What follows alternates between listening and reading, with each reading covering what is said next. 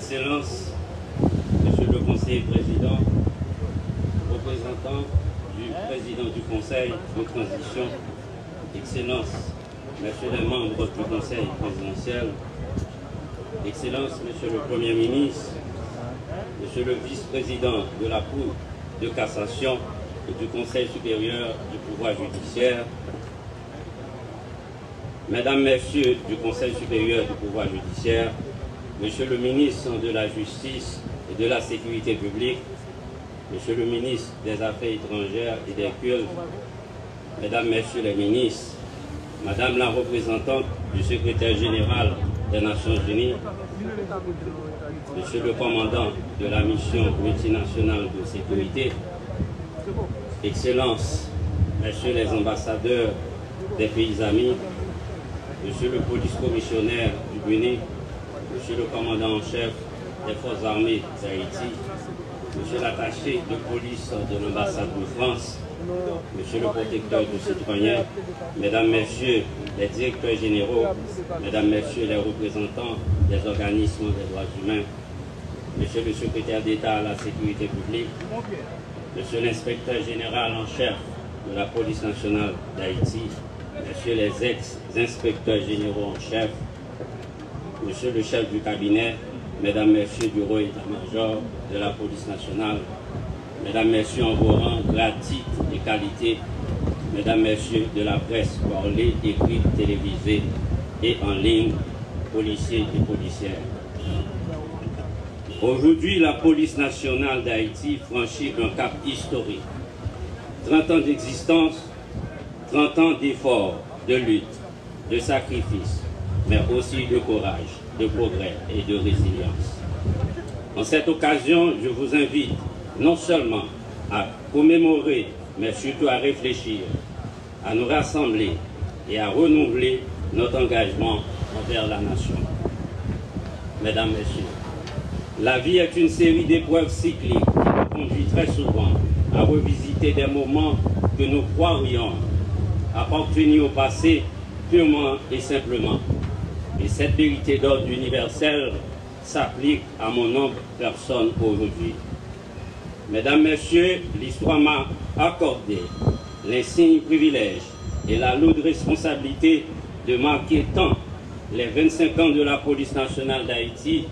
Aujourd'hui, ces 30 ans d'existence, c'est notre de perles, pour ainsi dire. 12 juin 1995, 12 juin 2025, il est indispensable de rappeler les circonstances et conditions qui ont conduit la création de la police nationale. 12 juin 1995, 12 juin 2025, à l'occasion de ce 30e anniversaire, c'est aussi le moment d'énoncer les principaux défis qui puissent protéger la voie d'avenir de la police nationale.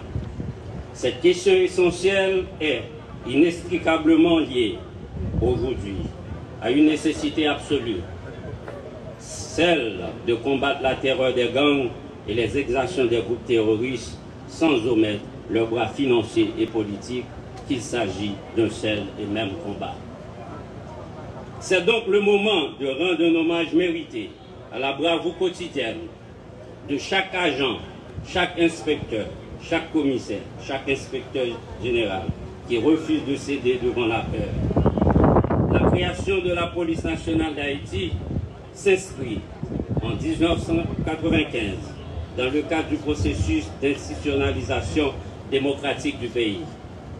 Il s'agissait de mettre en place une force publique qui soit capable de garantir la sûreté des citoyens et citoyennes tout en assumant sa mission de gardienne des libertés fondamentales.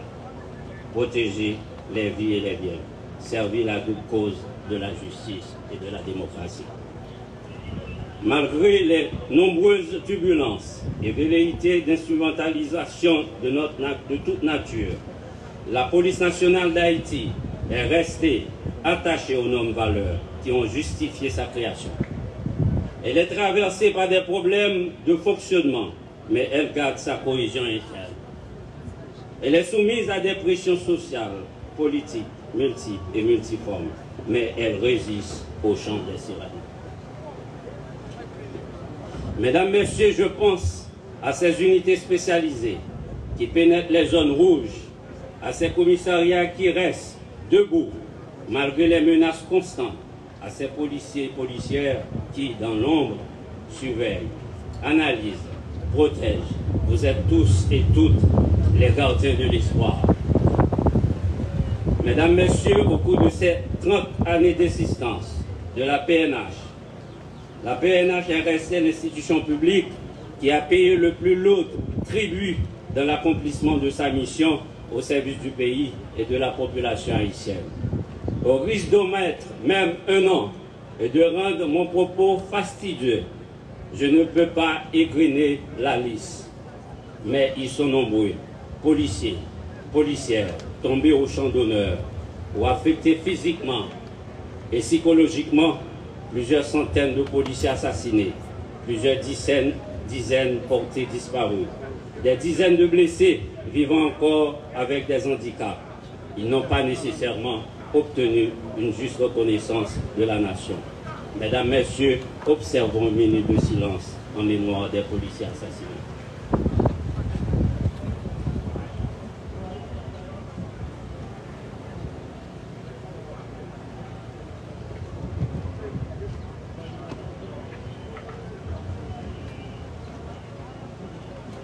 Asseyez-vous, s'il vous plaît. Ils ont laissé derrière eux des familles qui attendent aujourd'hui encore une meilleure réparation largement méritée. Leurs cris résonnent et nous en faisons l'écho en ce moment solennel marquant le 30e anniversaire de l'institution.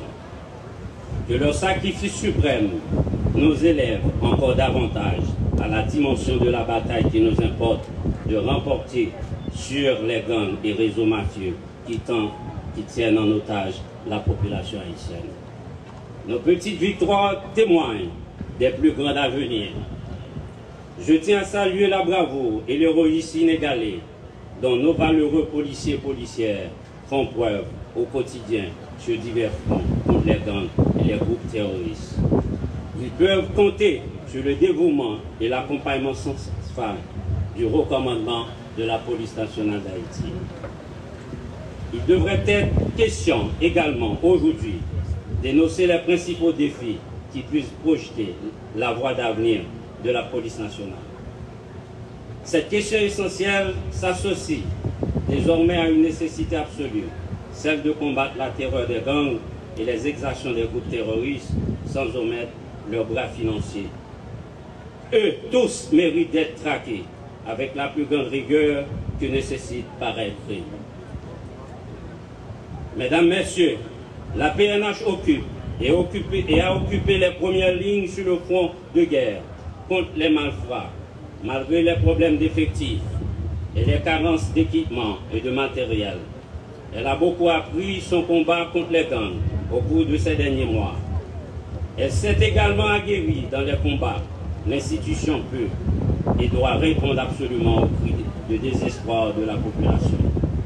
Il ne lui manque que des moyens à la fois adéquats et convenables.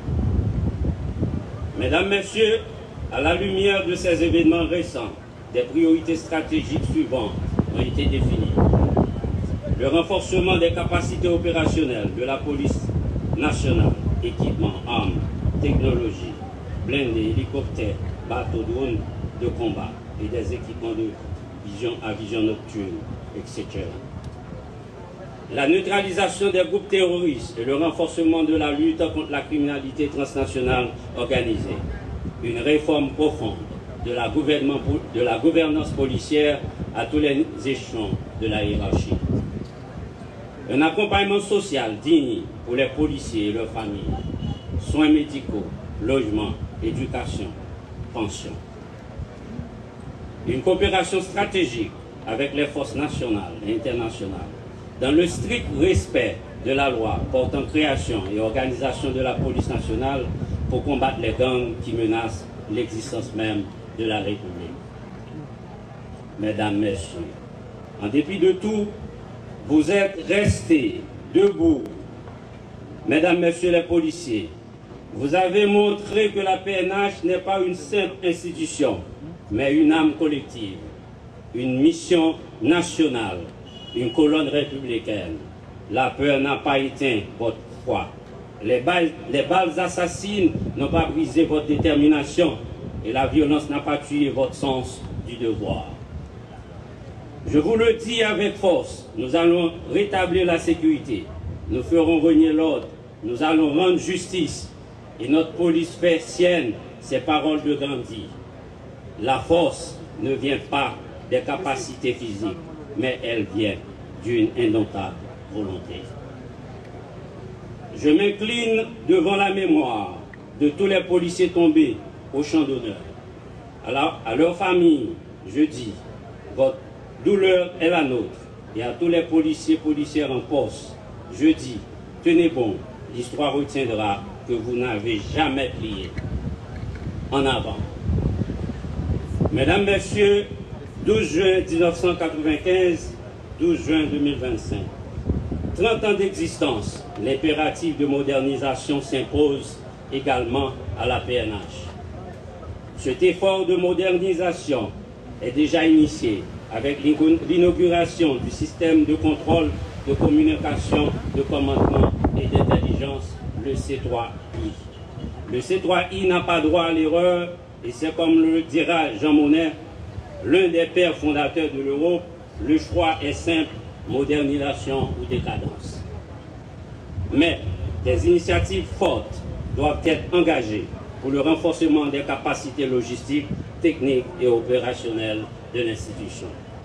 Excellences, Mesdames, Messieurs, un autre enjeu majeur est la poursuite de la professionnalisation de la police nationale d'Haïti. L'administration est bien consciente, à son niveau, des clés pour relever ce défi. Notamment motiver les agents, améliorer la communication interne, renforcer le leadership et mieux gérer le plan de carrière des policiers et policières. Notre conscience et notre volonté ne suffiront pas. La performance attendue de la PNH dans l'accomplissement de sa mission requiert également des conditions de travail, de traitement satisfaisant et de respect pour nos policiers et policières. Nous espérons que la nécessité de faire plus d'efforts à ce sujet est déjà prise en compte par les plus hautes autorités centrales de l'État. Continuera à progresser. Mesdames, Messieurs, je profite de cette même occasion pour rappeler les grands piliers qui doivent guider nos réformes et nos actions futures. L'amélioration des conditions de travail, des équipements et des infrastructures. Un accompagnement social digne pour nos agents et leurs familles, soins de santé, logement et assurance, etc. La formation continue, tant au niveau national qu'international, afin de renforcer nos capacités. La moralisation de la force, le renforcement des mécanismes de contrôle et d'évaluation pour combattre la corruption, la violence gratuite, l'ivresse sans service, l'indiscipline et de toutes formes de dérive.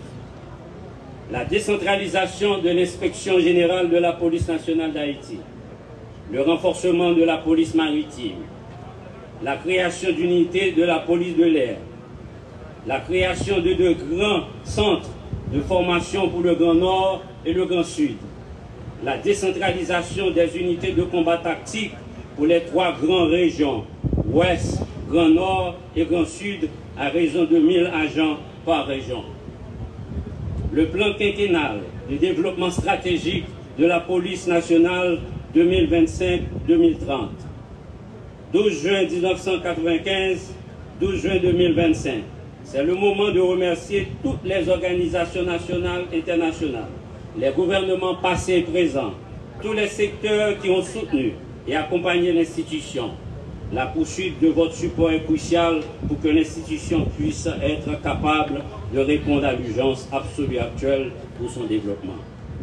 Mesdames, Messieurs les policiers et policières, policiers, policières de tout le personnel administratif de la PNH, nous avons franchi le cap des 30 ans, protéger et servir. Reste et demeure notre devise, mais à 30 ans, la PNH doit s'imposer comme force tranquille. Mesdames, Messieurs, au-delà des individus, nous avons un héritage commun à préserver, la police nationale d'Haïti. une institution apolitique au service de la démocratie, de la République et surtout du peuple haïtien. Loin des intérêts partisans, restons attachés aux valeurs de discipline, d'intégrité, de transparence et de professionnalisme. Et m'a dit, citation, grand tête, Franck Etienne qui dit, s'il t'arrivait tomber, à prendre monter choix chute là, et que même chute ça a servi choix là pour continuer la bataille. La situation difficile pays a, aujourd'hui, Maria et police population rete seul chemin solution. Maria si là doit venir plus jam, plus solide. Maria si là doit plus bien organisé pour éviter des dérives à mauvais coup. Mesdames, Messieurs, Maria et police population, c'est seule chance nous pour nous porter la victoire sous bandit. Gang criminel terroriste et mafia yo. Pays a pas qu'attendre encore pour sécurité renforcée, pour déplacer yo, retourner la caillou, pour femmes activer, suspendre civil violence. Information haïtien qui a service d'intelligence police nationale d'Haïti, tête collée avec service d'intelligence pays Saint-Domingue, rivé mettait en bas code 3 terroristes haïtiens qui étaient à l'acheter drone avec accessoires caille dominicains pour tenter de lancer drone kamikaze dans le pays d'Haïti. Information nous arrive joindre la main 3 terroristes vivant ensemble ça après interrogatoire dans le DCPJ montrer à clair que bandits n'ont pas dormi. Peut-être ça, nous continuons à demander aux populations rester collés serrés avec la police là, dans le cadre de Maria et police population, pour traquer tout terroriste qui m'a les saucisses ensemble, pour détruire bien la vie population. La police là, déterminée pour le marché prend dans Gagan à neutraliser tout terroriste, quel que soit côté que ce soit terroriste à sa part, que ce soit terroriste à cravate, à tout le monde qui a financé pour supporter eux. On a profité pour nous remercier. Donc, cette coopération police nationale là avec police dominicaine. Et on a continué la bataille là pour établir la paix, avec sécurité, tout bon bruit, parce que c'est seulement ça nous avons fait. Vive Haïti, vive la police nationale d'Haïti.